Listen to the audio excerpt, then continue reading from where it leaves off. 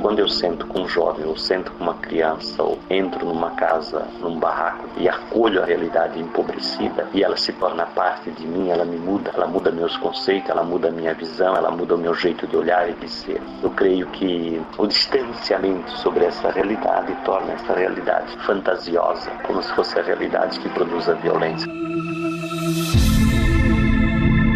Wilson Groh, o sacerdote da favela. Há mais de 30 anos, o padre Wilson Groh mora no maciço do Morro da Cruz, mais precisamente no Monte Serrat, conhecido também como Morro da Caixa, região periférica do centro de Florianópolis. Junto com a comunidade, construiu um legado baseado na coletividade e no amor ao próximo. O marco desse legado se chama Centro Cultural Escrava Anastácia. Wilson Groh nasceu em 24 de abril de 1954, na cidade de Brusque, Santa Catarina. Filho de Floriano Francisco e Adélia Groh, era um dos mais velhos de 11 irmãos. Nessa grande e unida família, ele cresceu com boas relações vividas em seu lar. Essas influências e exemplos o seguiram por toda a sua vida. Nós somos em 11, hoje ainda somos vivos 8 pessoas. Vivíamos numa região próxima do centro da cidade, onde também cultivávamos bastante coisas da área da agricultura. E a gente tem se construído muito familiarmente numa visão muito comunitária, muito solidária, muito de entreajuda, muito de condividir as despesas. O fio da minha história de vida familiar que me conduz hoje para esse trabalho todo na perspectiva social, vem muito desse meio, não? A mãe, Dona Adélia Groh, hoje com 88 anos, relembra os tempos de infância de Wilson. E foi toda a vida assim, uma criança que os outros saíam brincar, porque eles eram 4 irmãos, né? Os outros saíam brincar, ele não saía, né? Ele não saía ficar por dentro de casa, fazia uma brincadeira dentro de casa, uma brincadeirinha fora no terreiro, mas de dizer que ele foi um menino assim que ele saía, não, ele era muito medroso, tinha medo de tudo. Os pais eram operários da fábrica têxtil Renault. Wilson e seus irmãos naturalmente seriam inseridos nesse mundo. Mas com 12 anos, o menino resolveu trabalhar em outra empresa. Nessa fase, Wilson se dividia entre trabalho, estudo e as idas às reuniões sindicais na fábrica. Meu pensamento social surge até em função disso, porque a fábrica tinha bolsas de estudo e o meu pai tinha de ir na fábrica, na Assembleia Sindical, para assinar sempre. E ele não participava, eu aos 12 anos eu fiz um curso no Senai para auxiliar de escritório e depois eu fui trabalhar num bar, onde eu trabalhei dos meus 12, 13 até 19 anos nesse bar, até quando iniciei filosofia praticamente. A vocação para o sacerdócio surge ainda criança. A mãe, Dona Adélia, relembra um episódio. Quando ele tinha 4 anos, ele já dizia que ele queria ficar padre. Os outros irmãozinhos iam brincar, ele pegava uma banana e ele cortava tudo em rodelinha, né? Então ele dizia corpo de Cristo. Ele ia na igreja, ele viu o padre dizer corpo de Cristo, né? Ele dava a bananinha para os outros, faziam um pouco dele, né? Os outros irmãos faziam um pouco dele, né? Mas ele não. Ele cortava a banana em rodelinha e dizia corpo de Cristo, né? A minha vida de concepção, nesse sentido de vocação, de sentir assim essa dimensão, foi uma coisa que sempre me acompanhou. Caminhando contra o vento, silêncio sem dor. Aos 15 anos, em 1969, plena ditadura militar, Wilson decide se tornar padre e entra no seminário Azambuja, em Brusque. Nos primeiros anos de estudo, ele continua morando com os pais. Mas em 1975, Wilson decide ir morar no seminário para fazer filosofia. Em tempos políticos turbulentos, a igreja era uma das poucas instituições com alguma liberdade de expressão. Era período ainda muito forte. A ditadura no país, eu devia estar fazendo ginásio por aí, num período de 13, 14, 15 anos, em que a gente também respirava um pouco as questões, sem saber muito o que tinha acontecido com esse país, mas com intuições desse lado social e da importância das questões sociais. Que a gente desde cedo foi envolvido em comunidades eclesiais de base, em lutas sociais, no meu período da teologia. Então já tinha um pouco de elementos e isso definiu muito o meu caminho de ministério sacerdotal para o mundo das periferias. Aos Ao estudar as ideias de comunismo e socialismo de Karl Marx e do padre operário francês Abbé Pierre, Wilson descobre a sua missão com os menos favorecidos. Isso me formou muito dentro desse processo. Depois, claro, filosofia, nós começamos a ler toda a questão das ciências sociais, e entre elas a questão do marxismo. A teologia da libertação, corrente teológica seguida por Wilson, surge a partir da realidade cultural, social, econômica e política sob a qual se encontrava a América Latina nas décadas de 60 e 70 do último século. Ela propõe o engajamento político dos cristãos na construção de uma sociedade mais justa e solidária. A teologia da libertação, ela nasce em cima de uma experiência concreta de vida cristã, de uma prática cristã que começa a ser refletida, que construída, uma concepção de caminho e de um olhar de como Deus se manifesta no processo histórico da América Latina. E a perspectiva da construção do reino de Deus numa visão da solidariedade, da justiça, da cooperação, do olhar basicamente ao mundo dos injustiçados, se colocar nesta relação e assumir a partir daí um caminho concreto, numa perspectiva de gerar vida onde não tem vida. Em 1978, Wilson acaba o seminário em Brusque e segue para Florianópolis, onde se torna acadêmico de teologia e filosofia. Na companhia dos colegas de faculdade, ele começa a subir os morros buscando a aproximação com o mundo empobrecido. Eu já participava um pouco de trabalho social na periferia de Florianópolis, no Morro do Mocotó. Participava de alguns encontros da Justiça e Não Violência de São Paulo. Participava também de Associação de Defesa dos Favelados. No ano de 1983, Wilson chega à comunidade do Monte Serrat. Ele já queria morar no local em seu primeiro ano como padre. Mesmo com o apoio do arcebispo Dom Afonso, ele precisou esperar. Foi o bispo que me apoiou a vir. Porém, eu morei o primeiro ano de vida sacerdotal na catedral. E o segundo ano de vida do sacerdócio, aí ele me liberou, que era um acordo que a gente tinha feito, que eu moraria um ano na catedral, depois me liberaria para o morro. E aí eu vim pro morro. Periferia, barracos, vielas, multidões, objetivos semelhantes, várias direções, onde a tranquilidade um minuto se Enfim, Wilson consegue realizar sua vontade de morar no Monte Serrat. O ano era 1984. Assim como a maioria dos moradores, o padre se instalou num pequeno barraco. Me introduzi no morro de forma muito simples, entrando na vida da cultura, na vida das pessoas, um pequeno barraco, uma casa simples, como todo mundo tinha, e iniciando a vida nesse sentido. Gente boa, era meu chegado. João Ferreira de Souza, ou Seu Teco, como todos o conhecem, antigo morador da comunidade e grande amigo e companheiro de lutas de Wilson, conta como era o jovem padre ao chegar no morro. O Padre Wilson veio para cá em 83, mais ou menos. 84, mais ou menos, ele começou o trabalho dele. Quem vê o Padre Wilson hoje, quem viu ele antes, vai dizer assim, pô, mas esse não é aquele. Porque ele era bem magrinho, né? Aquele cabelo dele assim comprido ainda continua, né? E ali no lado da casa dele, que era a capelinha pequena, nós construímos uma casinha para ele vir morar. Ele lembra uma engraçada história sobre os primeiros tempos de moradia do padre na comunidade. Quando ele chegava meio-dia, ele vinha para casa para almoçar. Ia aqui embaixo, tinha um armazém que ficava aquela turma de pinguça. Quando ele subia, eles davam um tempo e iam lá sentar na porta dele. Aí ele pegava, perguntava para ele estava fazendo a comidinha dele, né? Aí ele perguntava, vocês já almoçaram?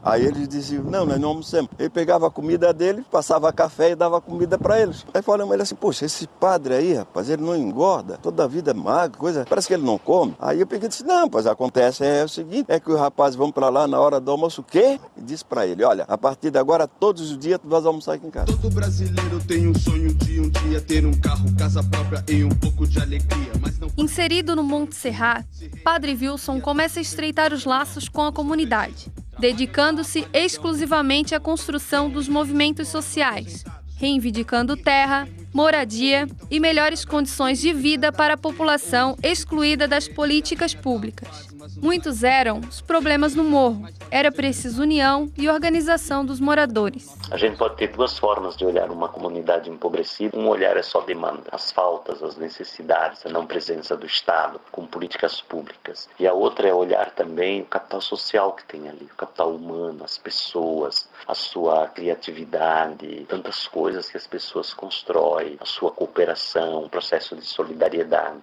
Eu tenho a impressão que eu sempre visibilizei todo esse processo, ligando toda a dimensão de um saber popular, da cultura popular, mas também todas as questões da não presença do Estado nessas áreas. Era o momento da coletividade. Seu Teco relembra os mutirões. A nossa rua aqui, que nós abrimos hoje o caminho, a Vieira da Rosa, até a RBS, foi tudo feito por mutirão. Que me dá saudades daqueles momentos que a gente andou abrindo o caminho, né? Porque chegava assim sábado, era aqueles 30 homens, todo mundo com enxada, picareta e pá. Nós tínhamos que abrir as valas e colocar os tubos, né? A prefeitura não dá. Depois, um certo pedaço, é que nós mesmos arrecadava o dinheirinho para pagar o operador da reta escavadeira. Dona Darcy fala que o resgate da autoestima do povo do morro, trazida pelo padre, foi um fator determinante para intensificar os trabalhos sociais na comunidade. Com essa autoestima, ele nos fez conhecer toda uma realidade que para nós era diferente. Uma realidade que, como negros que somos, tínhamos dificuldade. Ivone Peraça, hoje coordenadora geral do Centro Cultural Escrava Anastácia, conta como ficou sabendo sobre o padre das periferias. Quando eu cheguei em Florianópolis, eu fui para o morro e perguntei onde tinha uma pessoa que trabalhasse com algum projeto que gerasse vida, uma vida diferente. E aí uma irmã da Bancada da Conceição, Cuca, me indicou o Padre Wilson, falou que tinha um padre que morava lá em cima. E eu, no mesmo dia, saí e fui para o Monte Serra e aí conheci o Wilson. Incansável com o trabalho no Monte Serra, Wilson queria mais. Afinal, haviam muitas comunidades sofrendo com o descaso, como conta seu Teco. Padre Wilson, ele era paróquio de 18, 19 paróquias que ele celebrava a missa, só no lugar mais carente. E o Padre Wilson começou a ver nas outras comunidades que precisavam também, como Mocotó, ali a Laura Caminhameira, Horácio, Penitenciária, Serrinha e por aí afora. E ele começou a lutar. Cada lugar desse tem uma semente plantada dele. Tem a creche, tem um grupo, tudo isso obra do Padre Wilson. Mas ainda não era bom para ele. Ele achava melhor fazer uma união com as comunidades. Aí foi aonde foi criado o maciço do Morro da Cruz. Além da pouca infraestrutura, da carência de emprego e renda para esses moradores excluídos da sociedade, algo terrível chegou ao morro nos anos 90, o narcotráfico. E com ele todo tipo de violência e assassinatos. O narcotráfico ele tem assumido uma força também depois dos anos 90 muito forte, entende? 90, 2000 por aí. Acho que aí se constituiu exatamente por falta de políticas públicas nessa área de geração, trabalho e renda para a juventude. Para seu Teco, a falta de acesso à educação para as crianças e jovens da comunidade foi a causa do problema.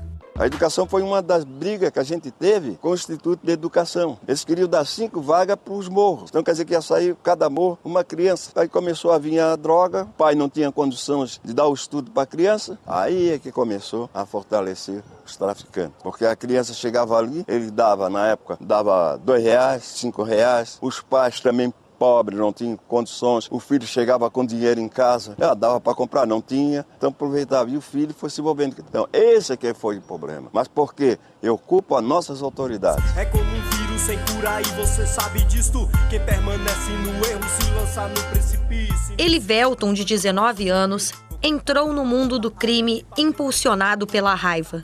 Seu irmão mais velho tinha sido assassinado.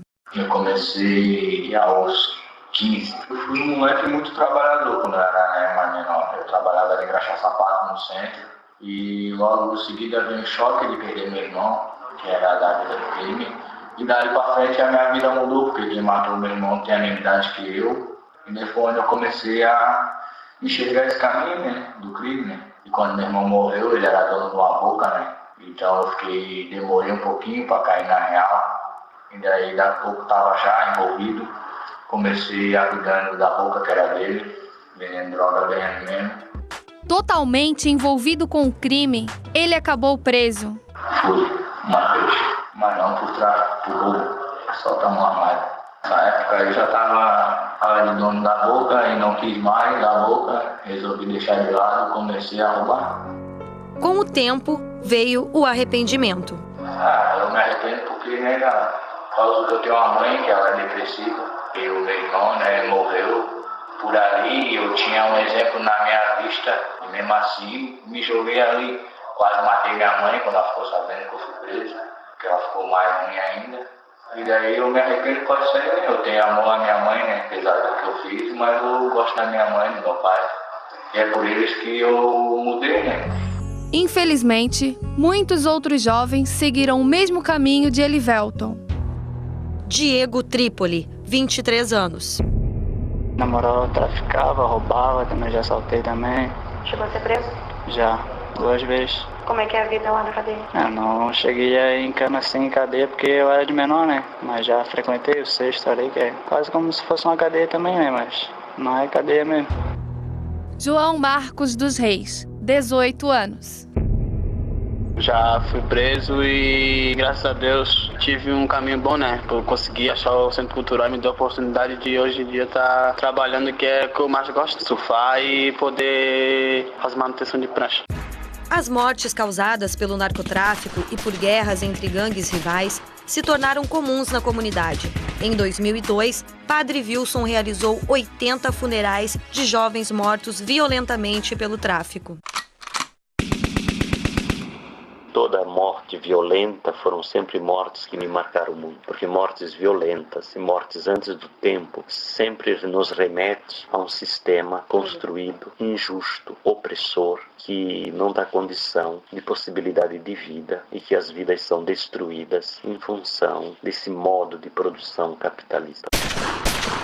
Nosso povo unido, digo que atitude não é dedo no gatilho. Essas mortes são sempre lembradas por aqueles que, por força do destino ou pelas oportunidades que lhes foram oferecidas, escaparam deste triste fim. Eles perderam parentes e amigos e sobreviveram ao crime organizado.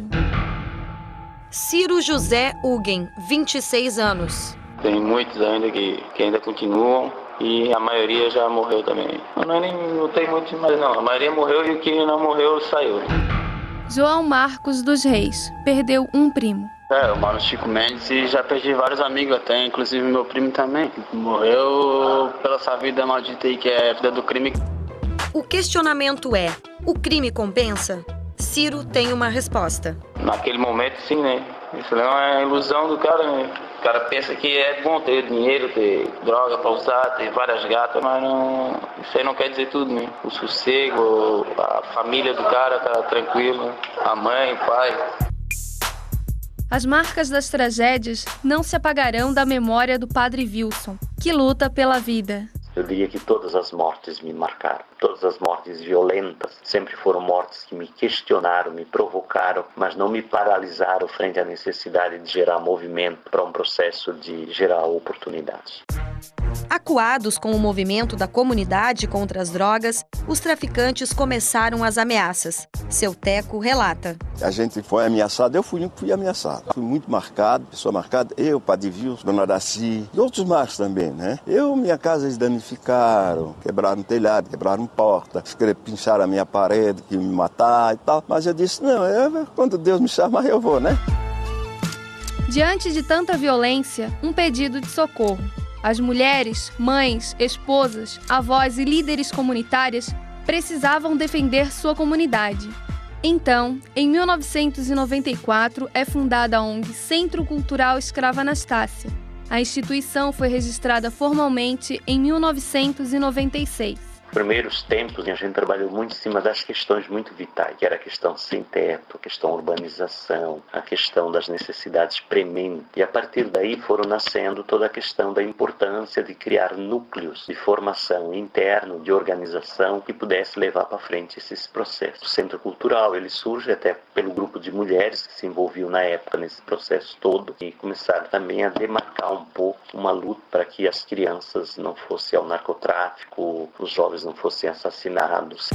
um trabalho de formiguinhas, mas que cresceu, como conta seu Teco. O Padre Wilson sempre dizia para nós somos uma formiguinha, um dia nós vamos ser um formigão. Para quem ouviu sempre essas palavras dos lábios do Padre Wilson, esteve ao lado dele, pode ver que hoje não é mais aquela formiguinha. Não é também aquele formigão grandão, mas é um formigão que está trazendo para a sociedade aqueles excluídos. Porque se a nossa sociedade, ela olhasse para a população do morro, porque eles não olham as comunidades. Dentro das comunidades tem pessoas dignas. É real, é normal, é favela, é viela, é beco escuro, é rua de terra. Estamos chegando na humildade, peraí. Em 2011, o Centro Cultural Escrava Anastácia completou 17 anos. Um trabalho que sempre teve por objetivo criar oportunidades ao cidadão, dar às pessoas a possibilidade de emancipação. Padre Wilson fala de como o assistencialismo pode prejudicar o crescimento social e profissional do ser humano. Acho que todo o processo do assistencialismo deixa o outro dependente de si, e que historicamente o Brasil viveu uma história muito forte nessa questão. O rompimento com o assistencialismo é o inverso, é gerar condições de as pessoas terem ferramenta para suas próprias vidas. A educação, o conhecimento, ela é uma ferramenta que torna o outro capaz, torna o outro protagonista. Acho que todo o nosso investimento na área da educação é um investimento que leva para isso. Outro problema apontado pelos moradores do morro e de outras comunidades periféricas é o preconceito que sofrem ao tentar vaga no mercado de trabalho, bem como pela sua situação de pobreza. Luciana Varela, conhecida por todos como Dada, já passou por isso. Porque tu chegar numa empresa pedindo um emprego e ser rotulada por onde tu mora ou pela cor da tua pele é muito complicado. Eu já fui numa empresa e pedi uma vaga para trabalhar e eu não consegui. Quando eu fui com o ingresso chamado Padre Wilson, eu consegui. Mas aí eu já não quis mais. Eu sabia que era só o nome dele que estava fazendo diferença. Sendo que a cor da minha pele não diz quem sou eu. Não me dá a oportunidade nem de mostrar quem sou eu. Há uma tendência de criminalizar cada vez mais os movimentos sociais, as pessoas que lutam, as pessoas que se organizam. E o preconceito está muito forte em relação a olhar um jovem negro, olhar um jovem pobre, olhar um morador de rua, olhar pessoas que se trajam mal por falta de condições. Apesar de tantas tribulações, hoje a realidade é outra no morro. A comunidade percebe a diferença que as ações realizadas pelo Padre Wilson e consolidadas através do Centro Cultural trouxeram para o local. Para Dada, Wilson se tornou a referência do povo do morro. Na comunidade teve pessoas que foram até oportunistas demais de comprar botijão de gás e mandar passar na casa do Vitor, que ele pagava. Mas no fato de trazer pessoas novas para a comunidade foi através do Padre Wilson, porque aqui teve pessoas até da cidade de Gali. Eu tive contato com italianos, com angolanos, pessoas que moram em Jerusalém. Na verdade, o Padre Wilson faz uma tremenda diferença na comunidade. Se ele saísse daqui, eu acho que a comunidade perderia quase que a referência. São muitos os projetos e as pessoas beneficiadas com as ações sociais na comunidade do Monte Serrat e em outras localidades que hoje compreende os trabalhos da ONG.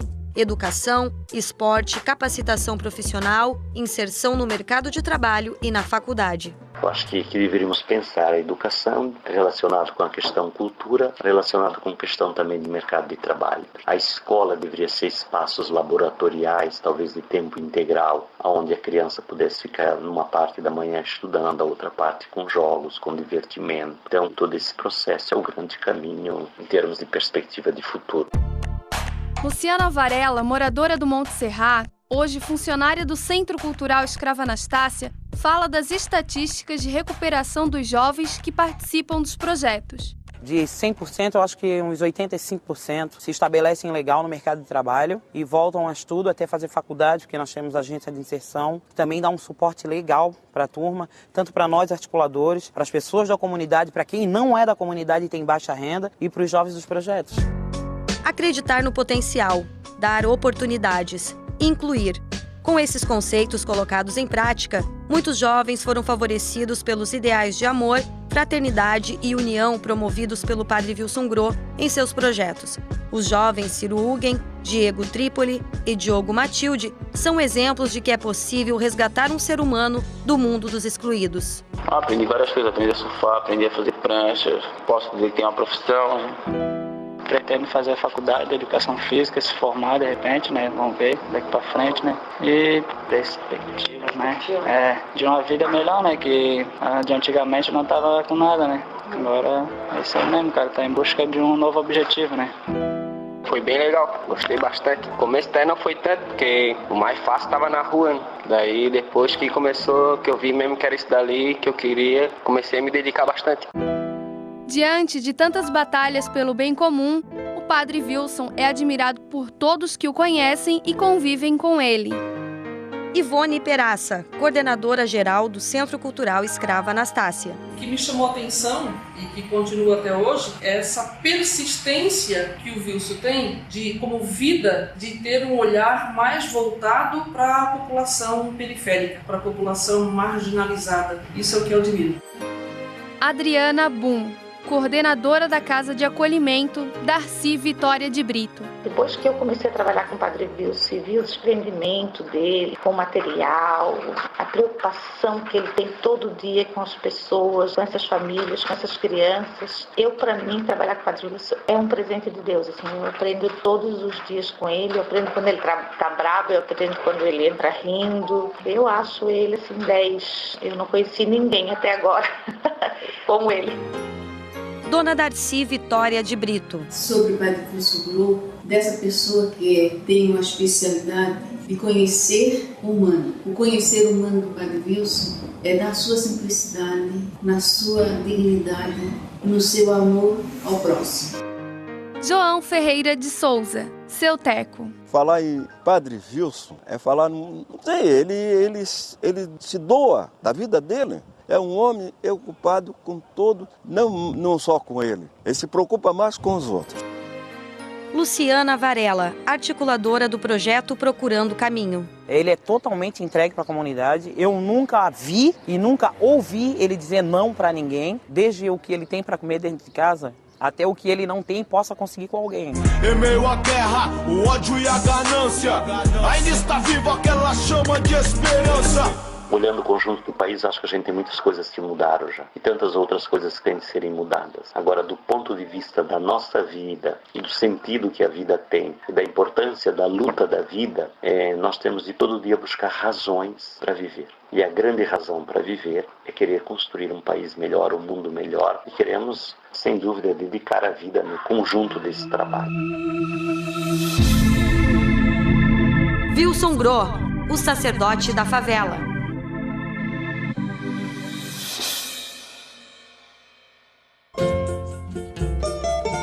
Este documentário é um trabalho de conclusão de curso de jornalismo. Produção: acadêmicas Graciela Caino Fel e Kate Osnivalda Smolenars.